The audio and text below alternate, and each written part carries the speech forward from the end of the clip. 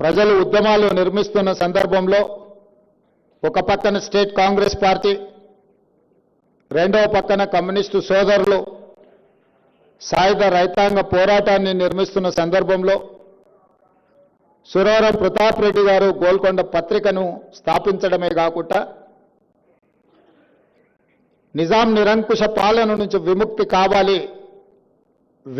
కావాలి అంటే ఈ సమాజంలో చైతన్యం రావాలి. ఆ చైతన్యానికి గోల్కొండ పత్రిక వేదికగా వారు నిరంతరం కృషి చేసిండ్రు.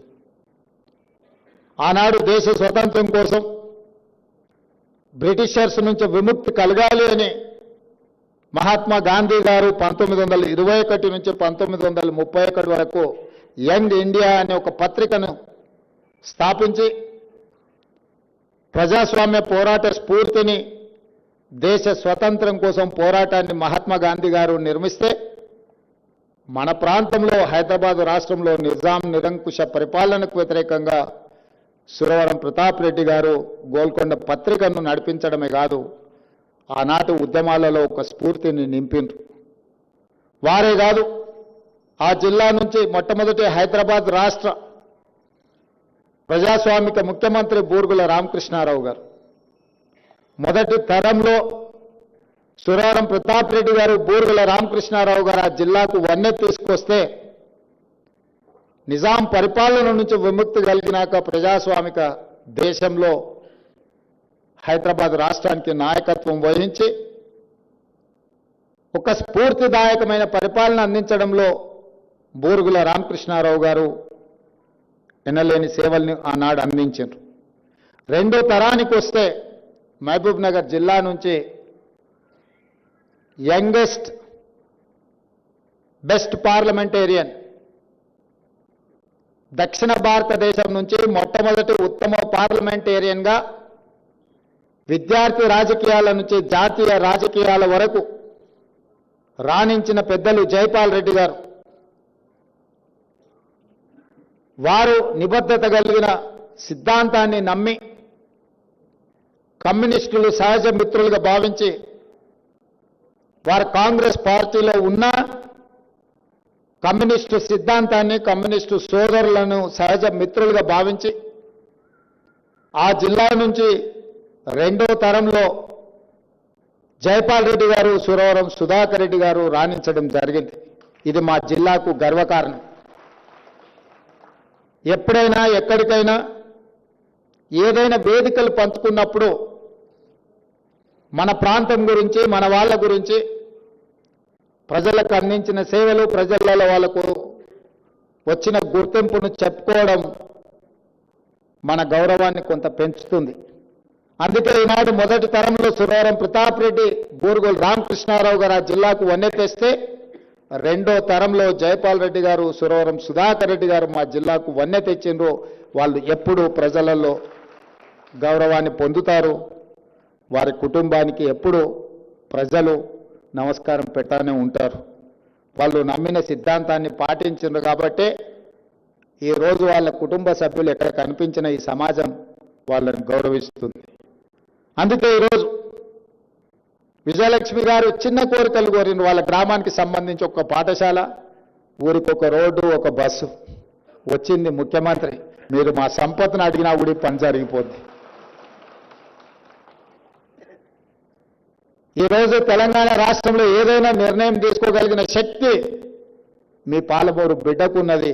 ఈ వేదిక మీద నుంచి వారి గౌరవం అలంపూర్ శాసనసభ నియోజకవర్గానికే కాదు, రాష్ట్ర స్థాయిలో వారి గుర్తింపు ఉండే విధంగా, వారి నమ్మిన సిద్ధాంతం ప్రజలకు అర్థమయ్యే విధంగా హైదరాబాద్ స్థాయిలో కూడా వారిని ఎప్పుడు గుర్తించుకునే విధంగా ఒక మంచి నిర్ణయం మంత్రివర్గంలో తీసుకుంటాం. మంత్రివర్గ సహచరులతో మాట్లాడి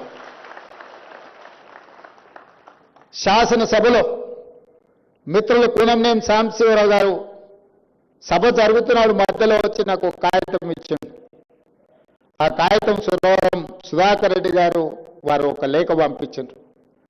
తెలుగు యూనివర్సిటీకి భాషలో ఎన్నలేని సేవలు చేసి తెలంగాణ విముక్తి కోసం పాటుపడ్డ సురవరం ప్రతాప్ రెడ్డి గారి పేరు పెడితే బాగుంటుంది అని సుధాకర్ రెడ్డి గారు నాకు ఒక లేఖ రాయడం జరిగింది. ఆ లేఖ చదివిన 10 నిమిషాల్లోనే అదే శాసనసభలో నిలబడి పెద్దలు సుధాకర్ రెడ్డి గారి సూచనను మా మంత్రివర్గం మా ప్రభుత్వం తప్పకుండా తీసుకుంటుందని చెప్పి అక్కడికక్కడ శాసనసభలో తెలుగు యూనివర్సిటీకి సురవరం ప్రతాప్ రెడ్డి గారిని ప్రకటించడమే కాదు, ఈనాడు తెలుగు యూనివర్సిటీకి సురవరం ప్రతాప్ రెడ్డి గారి పేరు పెట్టి మంత్రివర్గంలో నిర్ణయం తీసుకొని ఈరోజు తెలంగాణలో ఉన్న తెలుగు యూనివర్సిటీకి సురవరం ప్రతాప్ రెడ్డి గారి పేరు పెట్టుకోవడం జరిగింది అని చెప్పి ఈ సందర్భంగా గుర్తు చేస్తున్నాను. ప్రజలు ఎన్నుకున్న ముఖ్యమంత్రిగా ప్రజల చేత గౌరవింపబడే వ్యక్తుల యొక్క పేర్లు వాళ్ళ చిరునామాలు శాశ్వతంగా ఈ తెలంగాణలో ఉండాలి. అందుకే కోటి ఉమెన్స్ కాలేజ్ యూనివర్సిటీగా మారితే ఆ మహిళా యూనివర్సిటీకి వీరనారి చాకలి ఐలమ్మ పేరు పెట్టడం ద్వారా ఈ తెలంగాణలో పోరాట స్ఫూర్తికి గౌరవం ఉంటుంది అని చెప్పి తెలుగు యూనివర్సిటీకి వీరనారి చాకలి ఐలమ్మ పేరు మా ప్రభుత్వం పెట్టింది. ఇదే కాదు, Indian institute of handloom technology ఒక నూతన సంస్థను కేంద్ర ప్రభుత్వం నుంచి సాధించుకొని దానికి కొండా లక్ష్మణ్ బాపూజీ గారి పేరు పెట్టి ఆనాడు మొదటి తెలంగాణ ఉద్యమంలో తెలంగాణ కోసం పదవీ త్యాగం చేసి స్ఫూర్తిగా నిలబడ్డ కొండా లక్ష్మణ్ బాపూజీ గారి పేరును ఇండియన్ ఇన్స్టిట్యూట్ ఆఫ్ హ్యాండ్లూమ్ టెక్నాలజీకి ఈరోజు మనం పెట్టుకోవడం జరిగింది. వీళ్ళందరి పేర్లు పెట్టుకోవడమే కాదు, ట్యాంక్ బండ్ మీద సర్దార్ సర్వాయి పాపన్న గౌడ్ యొక్క విగ్రహాన్ని ఈరోజు ప్రారంభించుకున్నాము అనంటే ఆనాడు సామాజిక చైతన్యం తీసుకొచ్చి బహుజనుల యొక్క ప్రభుత్వాన్ని పాలనను అందించి గోల్కొండ కోట మీద నుంచి పరిపాలన సాగించిన సర్దార్ సర్వాయి పాపన్న గౌడ్ విగ్రహాన్ని అక్కడ సెక్రటేరియట్ ముందలో మనము మొన్ననే నిర్ణయం తీసుకున్నాం. ఎందుకంటే తెలంగాణ ప్రాంతంలో వీళ్ళందరూ స్ఫూర్తి కావాలి, వీరి స్ఫూర్తి శాశ్వతంగా ఉండాలి.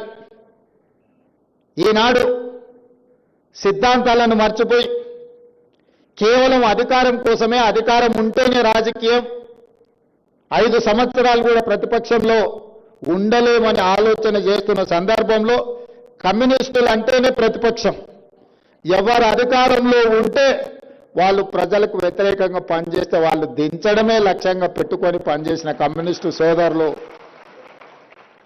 శాశ్వతంగా ప్రజలలో ప్రతిపక్షంలో ఉండడానికి వాళ్ళు ఎన్నోసార్లు ఇష్టపడ్డారు. అధికారంలో ఉంటే పరిమితమైన